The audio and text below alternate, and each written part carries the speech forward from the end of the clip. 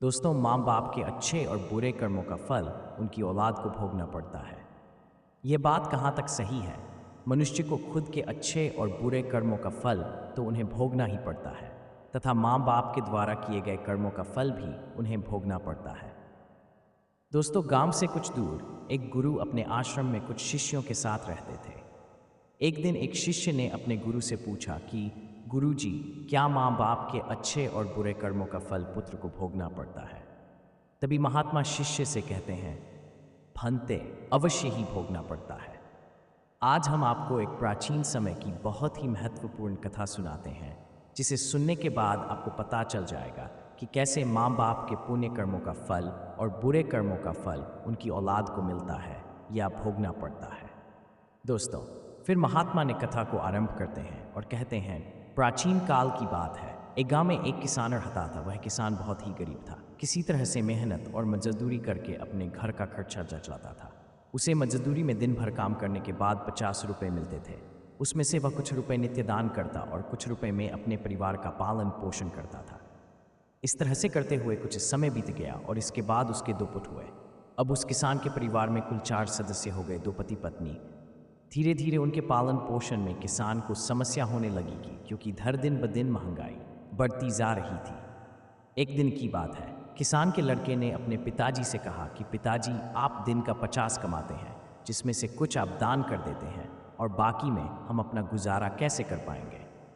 किसान को चुप देखकर उसकी पत्नी ने कहा कि नहीं बेटा, ऐसी कोई बात नहीं है। आपके पिताजी रोज 50 रुपए कमाते हैं, उनमें से कुछ रुपए दान कर देते हैं। ये तुम्हारे लिए ही दान करते हैं, दूसरों के लिए नहीं। लेकिन वह दोनों लड़के इस बात को नहीं समझते थे, क्योंकि वह दोनों नन्हे बालक थे।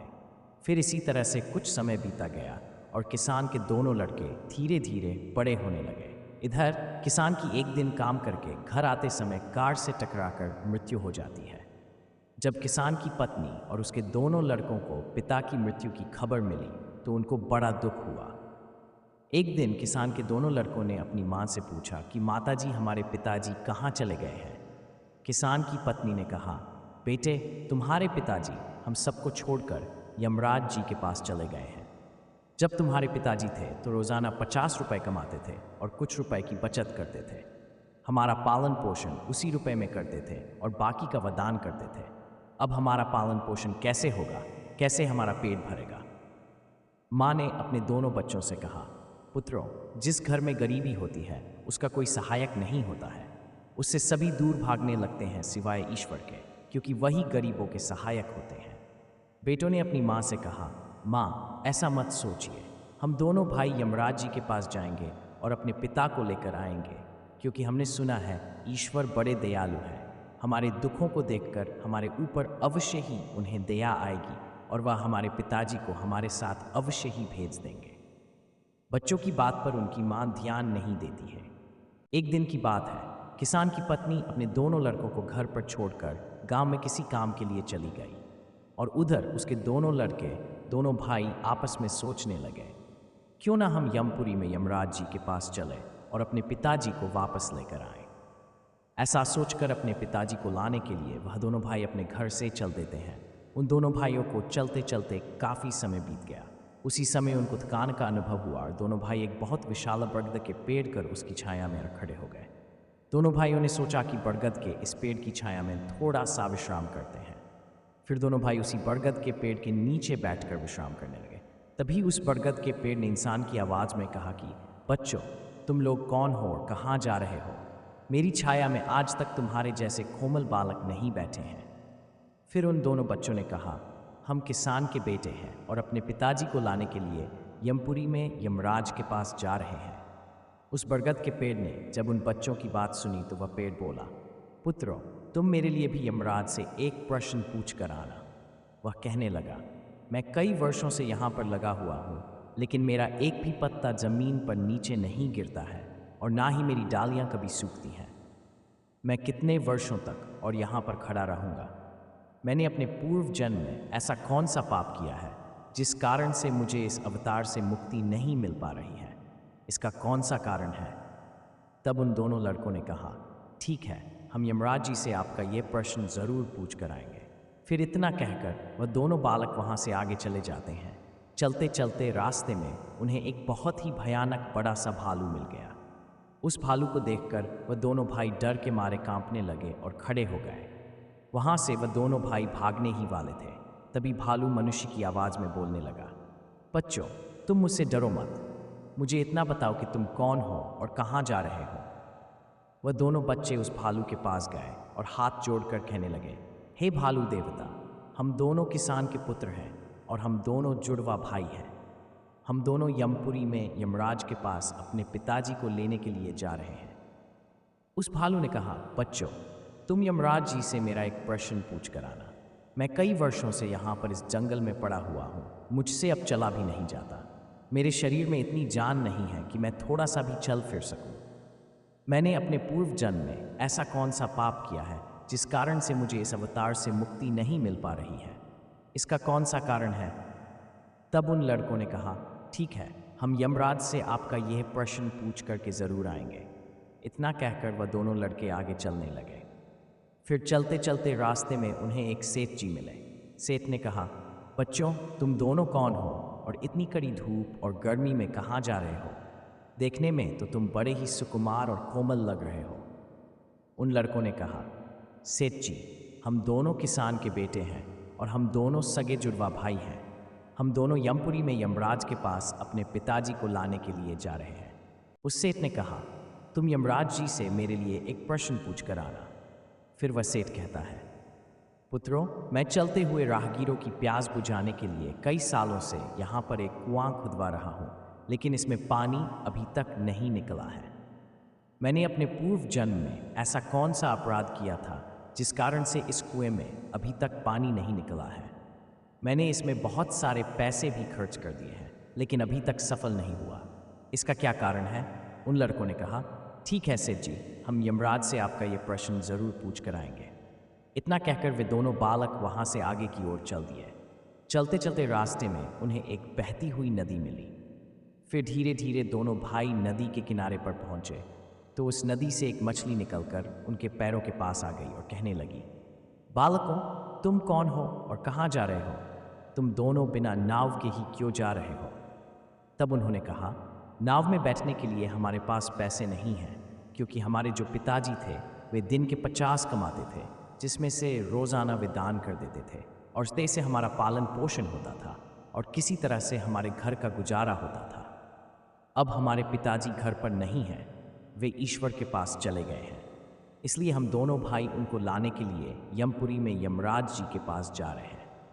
उन बच्चों की बात सुनकर उस मछली ने कहा, बच्चों, तुम यमराज जी से मेरा एक प्रश्न पूछ करके आना। कई वर्षों से मैं इस नदी में भटक रही हूँ। मेरी 7 पीढ़ियाँ गुजर गई हैं, परंतु मैं अभी तक इसी नदी में रही हूँ। मैंने अपने पूर्व जन्म में ऐसा कौन सा अपराध किया था जिसके कारण मुझे इस अवतार से मुक्ति नहीं मिल पा रही है? इसका क्या कारण है? तब उन लड़कों ने कहा, ठीक है, हम यमराज जी से आपका ये प्रश्न ज़रूर पूछेंगे और वापस आते समय आपको बता करके जाएंगे। इतना कहकर वे दोनों लड़के वहाँ से आगे बढ़ गए। चलते चलते दोनों भाई नदी के दूसरे किनारे पर पहुँच गए। दूसरे किनारे पर जब वे पहुँचे तो देखा कि एक मरा हुआ व्यक्ति वहाँ पर पड़ा हुआ है। दोनों भाई उस मरे हुए आदमी को उठा कर के जब जाने लगे तो वह मरा हुआ आदमी चिल्लाने लगा और कहने लगा, बच्चों, तुम कौन हो और कहाँ जा रहे हो?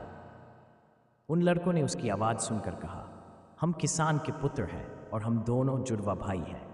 हम दोनों भाई यमपुरी में यमराज जी के पास अपने पिताजी को लेने के लिए जा रहे हैं।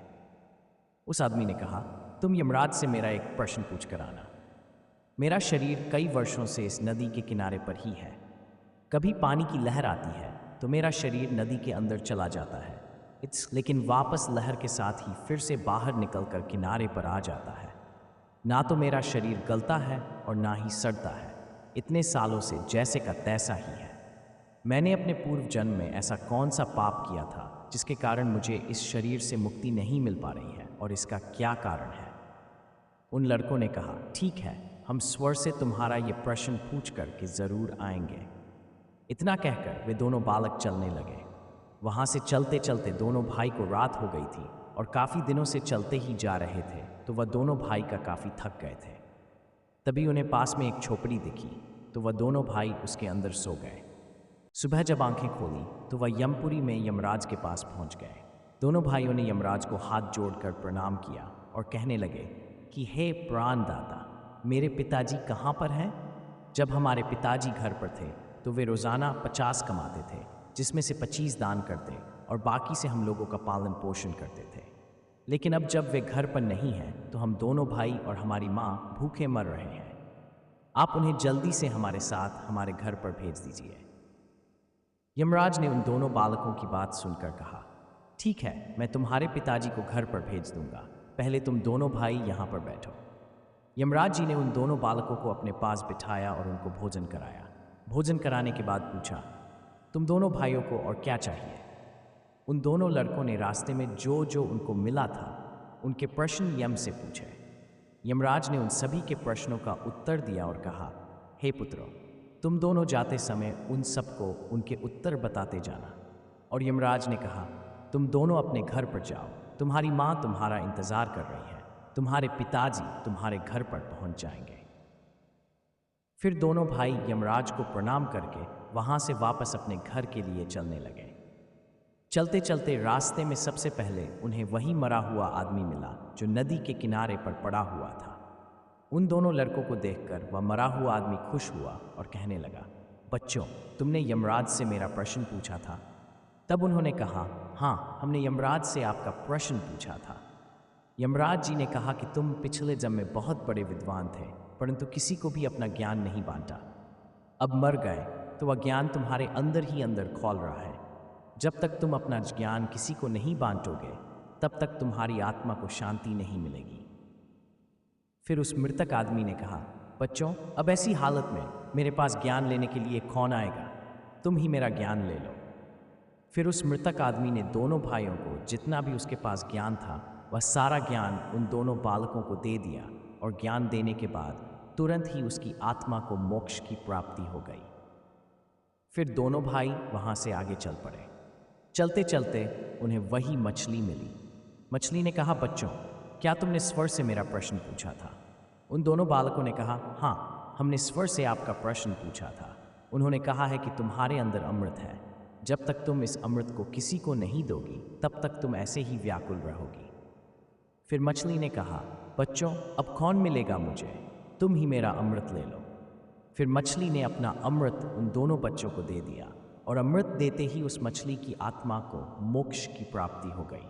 इसी तरह से दोनों भाई वहां से आगे बढ़े। चलते चलते रास्ते में उन्हें वही सेठ मिला जो राहगीरों के लिए कुआं खुदवा रहा था।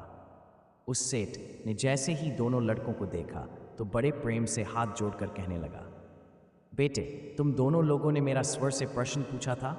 उन्होंने कहा, हाँ, पूछा था। स्वर ने कहा कि आपके घर में 2 जवान कन्याएं कुंवारी बैठी हुई हैं। जब तक आप दोनों कन्याओं का विवाह नहीं करेंगे और कन्यादान नहीं करेंगे तब तक इस कुएं में से पानी नहीं निकलेगा। पहले जो आपका कर्म है उसे पूरा करिए। जो स्वर ने आपको दायित्व सौंपा है पहले वह करिए। आप कन्यादान करिए, उसके बाद इस कुएं को खुदवाइए। फिर उस सेठ ने कहा, मैं अपनी कन्याओं के लिए लड़का कहाँ ढूंढने जाऊंगा? तुम दोनों मुझे बहुत ही सीधे स्वभाव के दिख रहे हो और सुंदर भी हो और देखने में एक जैसे दिख रहे हो। अब तुम दोनों जवान भी हो गए हो और विवाह के योग्य भी हो, तो बेटा तुम दोनों ही मेरी लड़कियों से विवाह कर लो। फिर उस सेठ ने अपनी दोनों लड़कियों का विवाह उन दोनों लड़कों के साथ करवा दिया। फिर सेठ ने वहां से अपनी दोनों बेटियों को बहुत सारा धन देकर विदा कर दिया। अब दोनों भाइयों को आगे चलते चलते रास्ते में वही भालू मिला। उस भालू ने कहा, बच्चों, क्या तुमने स्वर से मेरा प्रश्न पूछा था? तब उन्होंने कहा, हाँ, पूछा था। स्वर ने कहा कि तुम्हारे पास जो एक कीमती हीरा है, तुम उस हीरे को धरती पर नहीं रखते हो और ना तुमने कभी किसी को दान दिया है। जब तक तुम इस हीरे का दान नहीं करोगे तब तक तुम्हारा शरीर ऐसे ही बना रहेगा। फिर उस भालू ने कहा, बच्चों, मैं ये हीरा अब किसको दूं? इस हीरे को तुम ही ले लो। फिर उस भालू ने अपना हीरा उन बच्चों को दे दिया। हीरे को देते ही उसकी आत्मा को मोक्ष की प्राप्ति हो गई। इस तरह से वे दोनों भाई अपनी पत्नियों को लेकर फिर आगे चलने लगे। चलते चलते रास्ते में उन्हें वही बरगद का विशाल पेड़ मिला जिसके नीचे छाया में वे विश्राम करने के लिए बैठे थे। उसने पूछा, बच्चों, क्या तुमने स्वर से मेरा प्रश्न पूछा था? उन्होंने कहा, हाँ, पूछा था। स्वर ने कहा कि पूर्व जन्म में तुम्हारा काम गुरुकुल में बच्चों को शिक्षा देना था। तुम्हारा पद एक गुरु का था, परंतु तुम उसके बदले में छोटे छोटे बच्चों से अपना काम करवाते थे। अगेन हाथ पैर दबाते और उन्हें अच्छी तरह से शिक्षा नहीं देते थे। तुम पूर्व जन्म में बहुत बड़े विद्वान थे, परंतु तुमने उन बच्चों को शिक्षा नहीं दी। उन बच्चों के श्राप के कारण तुम हिलडुल नहीं सकते। तुम्हारे अंदर जो ज्ञान भरा हुआ है उसे किसी को दे देना। इसके बाद तुम्हें फिर मोक्ष की प्राप्ति होगी। उन दोनों लड़कों की बात सुनकर उस पेड़ ने कहा, अब मैं ये ज्ञान किसे दूंगा, तुम ही ले लो। फिर उस बरगद के पेड़ ने दोनों भाई को अपना जितना भी उसके पास ज्ञान था सब दे दिया। जैसे ही उस बरगद के पेड़ ने उन दोनों बच्चों को अपना ज्ञान दिया तो उसकी भी आत्मा को शांति मिल गई और वह उस पेड़ के इस अवतार से मुक्त हो गया। फिर दोनों भाई अपनी पत्नियों के साथ चलते चलते अपने घर पहुंच गए। जब दोनों भाई अपने घर पहुंचे तो किसान की पत्नी उनको देख करके बड़ी खुश हुई और कहने लगी, तुम दोनों कहाँ चले गए थे और ये दोनों लड़कियां तुम्हारे साथ कौन हैं? फिर दोनों भाइयों ने जो भी उनके साथ घटनाएं घटी थी वह सब कुछ अपनी माँ को बता दिया। अब उन दोनों बच्चों को ज्ञान हो चुका था कि हमारे पिताजी वापस नहीं आ सकते। अब उनकी मुक्ति हो चुकी है। उनके पिताजी ने जो दान धर्म किया था उसका फल उन दोनों भाइयों को स्वर ने दे दिया। दोस्तों, इस प्रकार से महात्मा ने अपने शिष्य को बताया है कि माता पिता के अच्छे और बुरे कर्मों का फल उनकी औलाद को कैसे प्राप्त होता है और पूर्व जन्म के कर्मों का फल व्यक्ति को कैसे मिलता है।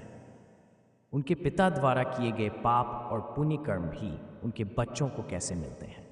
तो दोस्तों, कैसी लगी आपको यह कहानी?